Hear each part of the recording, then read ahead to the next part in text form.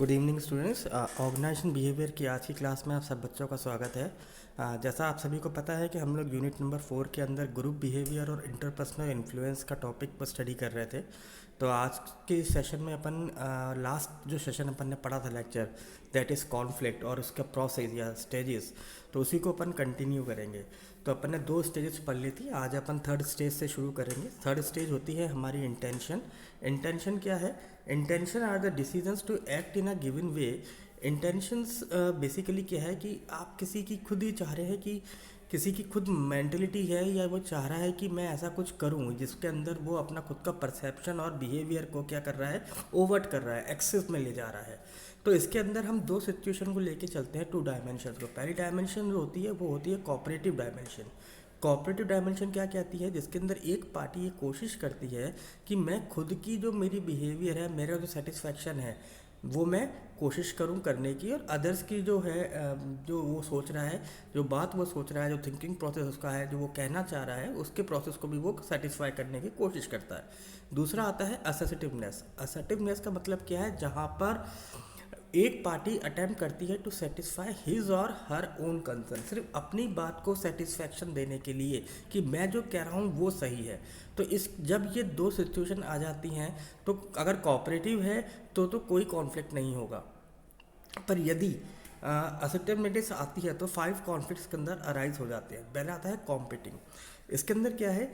One person seeks to satisfy his or own interest. जो उसको अच्छा लगता है, जो वो मान के चल रहा है, जो कह रहा है, वो उसको ही सेटिस्फाई और सही कहने की कोशिश कर रहा है, ना कि दूसरे पर्सन को। फिर आता है कोलैबोरेटिंग। कोलैबोरेटिंग क्या है? ये वो सिचुएशन होती है जिसके अंदर जो पार्टीज़ हैं वो एक दूसरे की डिज़ायर को सेटिस्फाई करने की कोशिश कर रही होती है। तो कोलैबोरेटिंग के अंदर क्या है? इंटेंशन जो है पार्टीज़ की, वो प्रॉब्लम को सॉल्व करने की है और उसके डिफरेंसेस को दूर करने की होती है। पर इस कंडीशन में क्या है? दोनों के व्यू पॉइंट अलग अलग होते हैं। तो यहाँ पे भी क्या है? इंटेंशनली कई बार कॉन्फ्लिक्ट हो जाता है। फिर आता है अवॉइड। अवॉइड क्या कहती है? A person may recognise that a conflict exist and want to withdraw from it. इसके अंदर क्या है? हम ये जान रहे हैं कि हमारे आपस के बीच में झगड़ा या कॉन्फ्लिक्ट हो सकता है, पर फिर भी हम क्या कोशिश कर रहे हैं कि इस चीज़ से हम विड्रॉ कर लें और उस चीज़ को कम करने की कोशिश करें। तो avoid including the trying to just ignore a conflict, avoiding others with whom you disagree. तो इसके अंदर क्या है? हम कोशिश करते करते उस आदमी को ही डिसएग्री कर जाते हैं या अवॉइड कर देते हैं जिससे हम बातचीत कर रहे होते हैं।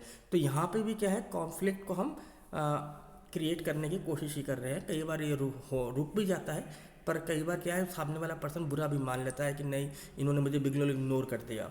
ऐसे ही आता है अकोमोडेट। अकोमोडेट क्या कहता है? जहाँ पे एक पार्टी जो है कॉन्फ्लिक्ट होने की वजह से दूसरे पार्टी को क्या कर रहा है? जानबूझ के उसमें ले जा रहा है कि आप मेरी बात को मानिए। तो यहाँ पे भी क्या है? कॉन्फ्लिक्ट हो सकता है। फिर आता है कंप्रोमाइजिंग। ये वो सिचुएशन है जिसके अंदर जो पार्टीज हैं to a conflict willing to give up the something. वो कहते हैं ठीक है, आप इग्नोर कर दीजिए, छोड़ दीजिए बात को। तो इंटेंशन जो होती है वो आपको गाइडलाइंस प्रोवाइड करती है फॉर अ कॉन्फ्लिक्ट सिचुएशन। तो इसके अंदर क्या है कि आपकी इंटेंशन है कि आप उस चीज़ को अवॉइड करना नहीं चाह पाते कई बार, तो इंटेंशनली आप इस चीज़ को कॉन्फ्लिक्ट को अराइज कर जाते हैं। तो यहाँ पे क्या है कि जो पीपल्स होते हैं उनकी इंटेंशन फिक्स नहीं है। तो इस कोर्स में क्या है? कॉन्फ्लिक्ट जो होते हैं वो क्या होते हैं? कई बार चेंज हो जाते हैं, बिकॉज कई बार कंसेप्ट गलत हो जाते हैं और कई बार हमारा इमोशनल रिएक्शन की वजह से क्या होता है? कॉन्फ्लिक्ट अराइज हो सकते हैं। देन आती है स्टेज 4 जिसके अंदर आता है बिहेवियर। तो ये वो कॉन्फ्लिक्ट है जहाँ हमारे व्यवहार के अंदर लोग देख सकते हैं कि हम लोग कॉन्फ्लिक्ट होने वाला है या हो सकता है। तो इसके अंदर क्या है कि जो हमारा स्टेटमेंट है, हमारा जो एक्शन है, या हमारा किसी बात पे जो रिएक्शन है, उस वो कॉन्फ्लिक्ट को अराइज करता है। देन आता है आपका आउटकम। आउटकम क्या कहता है? आउटकम जो है एक रोल प्ले कर रहा है, एक बीच में आपस में एक इंटरप्ले है जो दो दो पार्टीज के बीच में है, और इनके बीच में क्या है? रिजल्ट के तौर पे ये आता है। अगर मान लीजिए 2 लोग आपस में बहस कर रहे हैं तो इसका आउटकम क्या होगा? या तो वो एक पर्सन दूसरे की बात मान जाएगा तो आउटकम नॉर्मल है, पर यदि दोनों पर्सन एक दूसरे की बात मानने को राजी नहीं हो रहे तो आउटकम क्या आएगा? वो होगा कॉन्फ्लिक्ट। तो यहाँ पे जो आउटकम है वो इस चीज़ को रिजल्ट आउट बता रहा है कि कॉन्फ्लिक्ट जो है वो कई बार क्रिएट हो जाता है। और इसमें क्या है कि कई बार ग्रुप की परफॉर्मेंस और डिसफंक्शनल की वजह से भी क्या होता है कि आपकी जो परफॉर्मेंस लेवल है वो गिरनी शुरू हो जाती है। तो कहा जा रहा है कि कॉन्फ्लिक्ट क्या है, कंस्ट्रक्टिव है। कंस्ट्रक्टिव का मतलब क्या है कि when it improves the quality of decisions, हम किसी चीज़ में कुछ इम्प्रूवमेंट करना चाह रहे हैं, हम वहाँ पे कहीं क्रिएटिविटी लगाना चाह रहे हैं, हम इनोवेट करना चाह रहे हैं, एनकरेज कर रहे हैं, लोगों के इंटरेस्ट को डेवलप करना चाह रहे हैं, क्यूरियोसिटी डेवलप कर रहे हैं। तो ग्रुप मेंबर्स क्या है कि जब हम ग्रुप मेंबर के अंदर, ऑर्गेनाइजेशन के अंदर ये सारी चीज़ें करने की कोशिश करते हैं तो कई बार कुछ प्रॉब्लम और टेंशन जो है अराइज हो जाती है। ऐसे ही कॉन्फ्लिक्ट क्या है, डिसफंक्शनल है। जब uncontrolled opposition breed the discontent, इसका मतलब क्या है कि हम कुछ चीज़ें कॉमन तरीके से डिसॉल्व करने की कोशिश कर रहे हैं और उसकी वजह से क्या है, ग्रुप जो है डिस्ट्रैक्ट हो जाता है। तो अनडिज़ायरेबल कॉन्सिक्वेंसेस आ जाते हैं। तो कोशिश तो हमारी क्या थी कि प्रॉब्लम का सॉल्यूशन निकाला जाए, पर प्रॉब्लम का सॉल्यूशन वहाँ निकलने के बदले में क्या होता है, हम टॉपिक से डिस्ट्रैक्ट हो जाते हैं, ग्रुप भी अपनी उस कॉन्सेंट्रेशन को तोड़ देता है और वो अलग ही कंक्लूजन निकालना शुरू कर देता है, जिसकी वजह से क्या होता है कि आपका कॉन्फ्लिक्ट कई बार अराइज हो जाता है। तो ये तब हो सकता है जब आपका कम्युनिकेशन में लैकनेस हो, या फिर आपके जो सबॉर्डिनेट है उसको नहीं समझ पा रहे हों।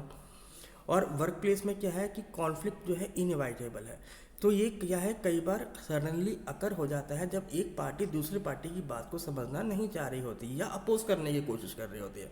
तो कॉन्फ्लिक्ट जो है वो पॉजिटिव और नेगेटिव दोनों तरीके के आउटकम प्रोड्यूस कर सकता है। तो being able to identify the potential conflict before it arise, अगर हम कॉन्फ्लिक्ट अराइज होने से पहले मैनेजर जो होते हैं वो ये सोच लें कि इससे क्या होगा, क्या रिजल्ट आएगा, तो कॉन्फ्लिक्ट की सिचुएशन को बहुत कम किया जा सकता है। तो यहाँ पे क्या है कि मान लीजिए अगर आप मैनेजर हैं और आप देख रहे हैं कि यदि मैं स्टाफ को इंक्रीज़ करता हूँ तो क्या कॉन्फ्लिक्ट जो है वो क्या पॉजिटिव सेंस में इनके परफॉर्मेंस को इन्हेंस करेगा। अगर मान लीजिए कोई टीम है, ग्रुप में काम कर रहे हैं और मैनेजर को लगता है कि अभी ये टीम मेंबर कम है, यदि मैं कुछ ग्रुप मेंबर और बढ़ा दूं तो शायद इनके कॉन्फ्लिक्ट रिजॉल्व हो जाए और शायद हमारा जो वर्क है वो भी टाइमली कंप्लीट हो जाए। तो यहाँ पे क्या है, हमारे लिए कॉन्फ्लिक्ट दो सिचुएशन में दिखाई दे रहा है, एक तो फंक्शनल, दूसरा है डिसफंक्शनल। फंक्शनल कॉन्फ्लिक्ट क्या कहता है, फंक्शनल कॉन्फ्लिक्ट वो कॉन्फ्लिक्ट है जो कि कंस्ट्रक्टिव होता है, आपकी कंपनी और आपके गोल्स को सपोर्ट करता है और आपकी परफॉर्मेंस को इम्प्रूव करता है। तो जो फंक्शनल कॉन्फ्लिक्ट है वो आपकी टीम की परफॉर्मेंस और आपके न्यू आइडियाज़ को जनरेट करने में भी मदद करता है। इसके अलावा आपकी टीम को जो नए आइडियाज़ हैं उनको क्रिटिसाइज़ करना, उनको डिफेंड करना, फैक्ट जनरेट करना, कलेक्ट करना, अपने पॉलिटिकल इंटरेस्ट को ख़त्म करना, पर्सनल कोई डिफरेंसेस हैं उसको रिड्यूस करना, इन सब चीज़ों में फंक्शनल कॉन्फ्लिक्ट जो है काफ़ी बड़ा रोल प्ले करता है। अगर हम डेविल एडवोकेसी की बात करें तो यहाँ पे क्या है कि जब हम फंक्शनल कॉन्फ्लिक्ट जो पढ़ रहे होते हैं तो हमारे सामने यहाँ पे 2 टेक्निक्स आती हैं। पहली आती है डेविल एडवोकेसी और दूसरी होती है डायलेक्टिक मेथड। डेविल एडवोकेसी क्या कहती है, इसके अंदर एक टीम होती है, उसको ये काम दिया जाता है कि वो सिर्फ क्रिटिसाइज़ करेंगे आइडियाज़ को। तो यहाँ पे क्या है कि जो भी कोई पर्सन अपना आइडियाज़ देता है तो दूसरी टीम मेंबर उससे क्वेश्चंस पूछती है, उस आइडियाज़ को क्रिटिसाइज़ करती है। तो वो किस लिए होती है, ताकि जो सामने वाली टीम जिसने आइडिया दिया था वो उसके पीछे और ज़्यादा रिसर्च और ज़्यादा थिंकिंग प्रोसेस को यूज़ करे, चाहे तो उसको टेस्ट भी कर सके। ऐसे होता है डायलेक्टिक मेथड। डायलेक्टिक टेक्निक क्या कहती है कि इस अप्रोच के अंदर जो व्यूज़ हैं वो डिबेट के थ्रू रिजॉल्व किए जाते हैं। तो डिसीजन जो होगा वो ऐसे डिबेट होगा, तो वहाँ पे चीज़ों का पॉजिटिव और नेगेटिव दोनों तरीके से डीलिंग की जाएगी। यहाँ पे प्रॉस एंड कॉन्स बताए जाएंगे, डिफरेंट आइडियाज़ और दिए जाएंगे। जो आपकी टीम है वो कोशिश करेगी कि एक साउंड डिसीजन पे आया जा सके ताकि लोग अपने व्यूज़ को रख सकें। तो ये दो जो टेक्निक्स हैं ये फंक्शनल कॉन्फ्लिक्ट के अंदर टीम की परफॉर्मेंस को इन्हेंस करने में काम आते हैं। फिर आता है डिसफंक्शनल कॉन्फ्लिक्ट।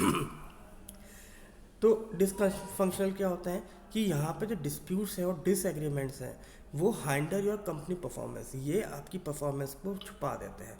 तो ये भी क्या है कि इसके अंदर पीपल्स होते हैं जो कि एक साथ काम करने में इंटरेस्टेड नहीं है, उनको क्या कर जाता है, उनको एक साथ जोड़ने की कोशिश की जा रही है और टीम एज ए डिसीजन कुछ रोल प्ले करने की कोशिश की जा रही है।